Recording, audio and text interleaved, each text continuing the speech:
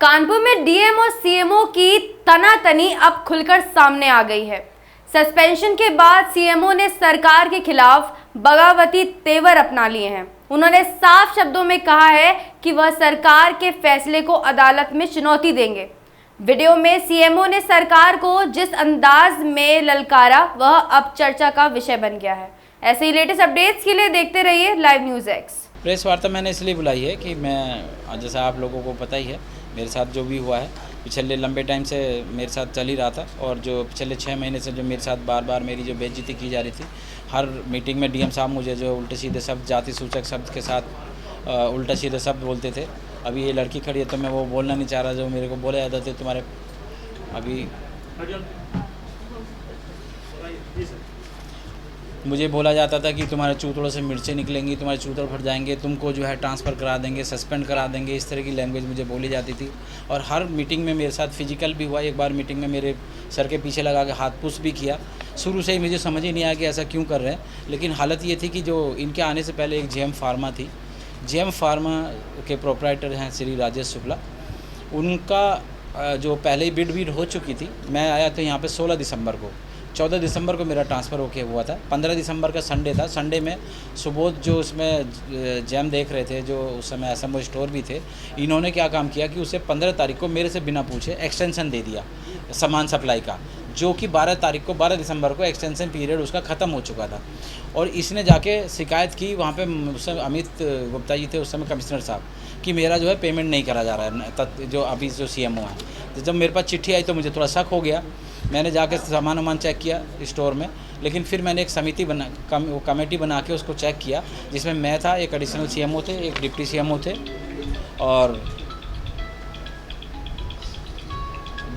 थे और एक इसमें प्रशासनिक अधिकारी थे।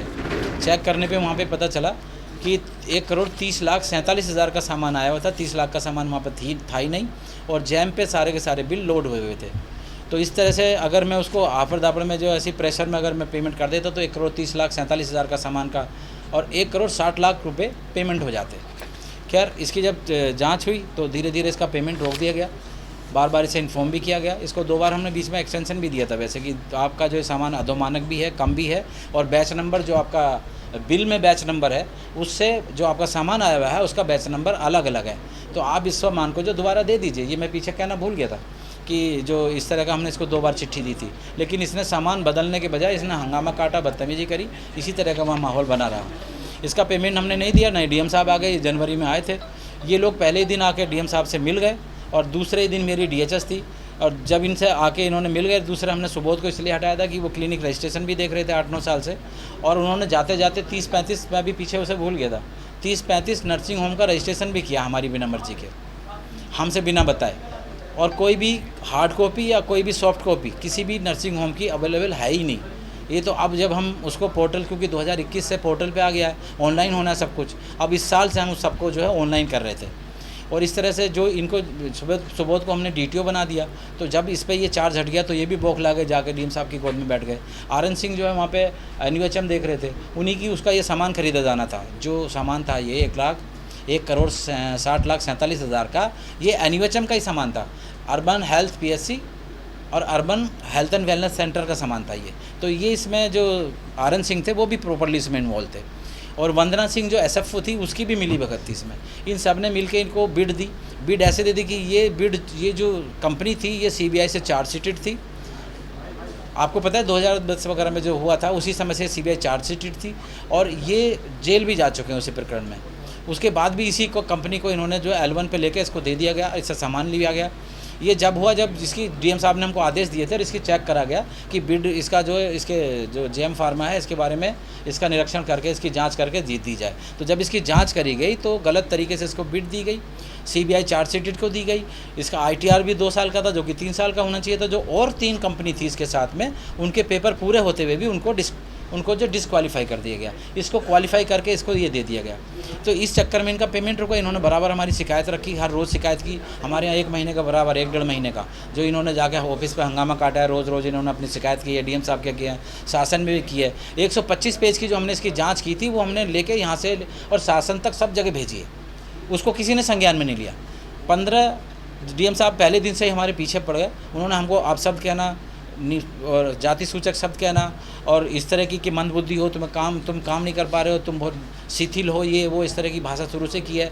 और मीटिंग में ही मेरे साथ फिजिकल भी हुए एक बार, उसको भी छोड़ दिया। अभी 3-4 दिन पहले का आप सभी को पता है कि मुझे मीटिंग से उठा के ही भगा दिया।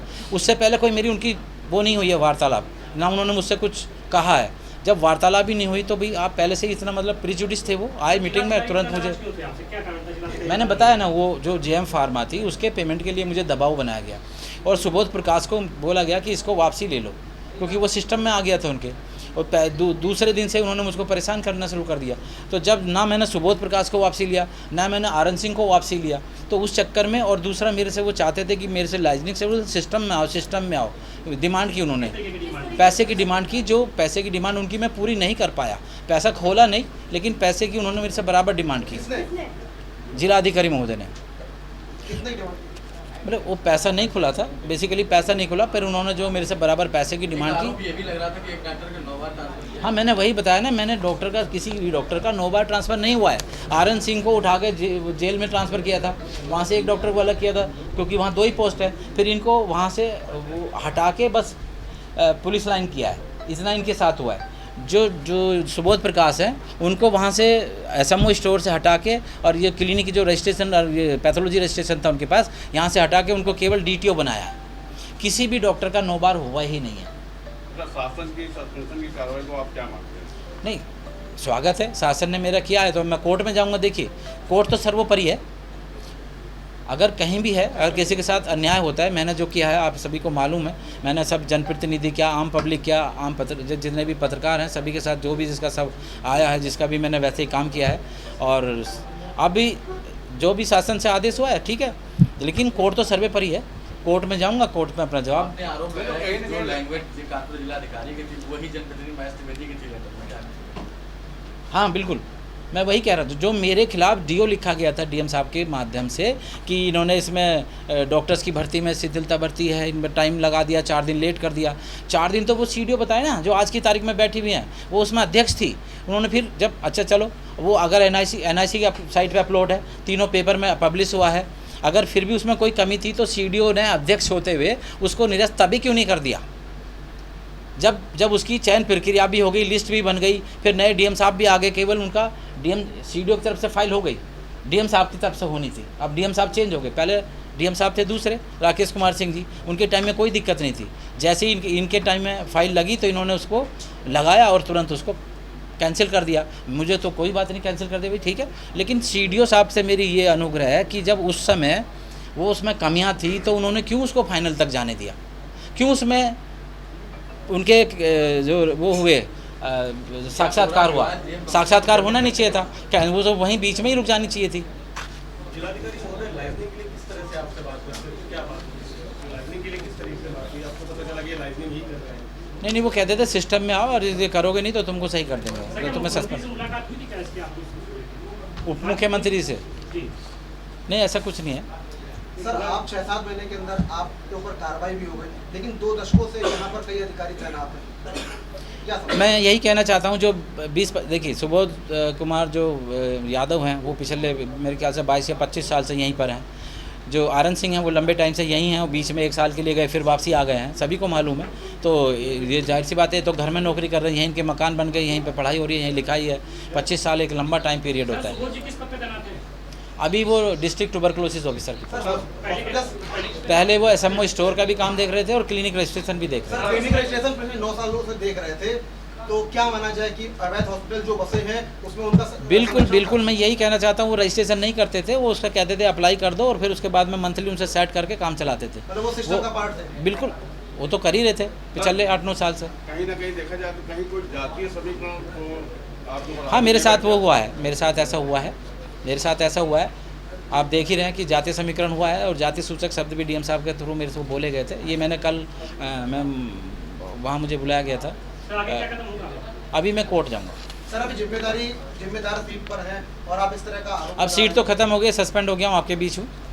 फिर डॉक्टर तो है, डॉक्टर तो मेरी जातिवाद, देखिए वो तो मेरी एक एजुकेशन है, वो तो कहीं जाएगी नहीं। नेमी साहब, एक सवाल है कि आप खिलाफ जब शासन ने कार्रवाई कर दी, उसके बाद आपने प्रेस कॉन्फ्रेंस की, पहले क्या दिक्कत थी, पहले क्यों आप मीडिया के सामने नहीं आए? ये वाली प्रेस कॉन्फ्रेंस जो आज है जो कल होनी थी। इससे पहले भी मैंने प्रेस कॉन्फ्रेंस की। क्या आपको लग रहा था कि सस्पेंशन आपका नहीं होगा, बच जाएंगे?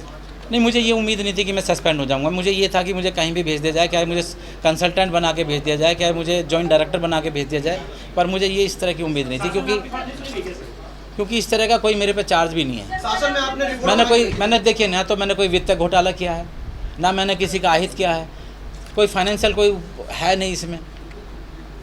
ट्रांसफर रिपोर्ट बना के भेजी थी, क्या उसको दरकिनार कर दिया गया? बिल्कुल, उसको सुना जाता तो ये बात ही नहीं होती, उसी का तो हवाला दिया है। आप मुख्यमंत्री कल आपको प्रेस कॉन्फ्रेंस करनी थी, क्या कोई दबाव था जो आपने कल कैंसिल कर दी? नहीं, कल तो मेरी तबीयत ख़राब थी और मैं उसमें मुझे बुलाया गया था ऑफिशियली, तो मैं लखनऊ गया हुआ था। मुख्यमंत्री जी से लखनऊ में नहीं, मेरी मुख्यमंत्री सर लखनऊ किससे मुलाकात हुई? मुख्य सचिव सर से। सर क्या बातचीत हुई? मुख्य सचिव सर ने मेरे से पूछा था यही बात जो मैंने आपसे बताई, वो मैं वहाँ भी बता के आया हूँ।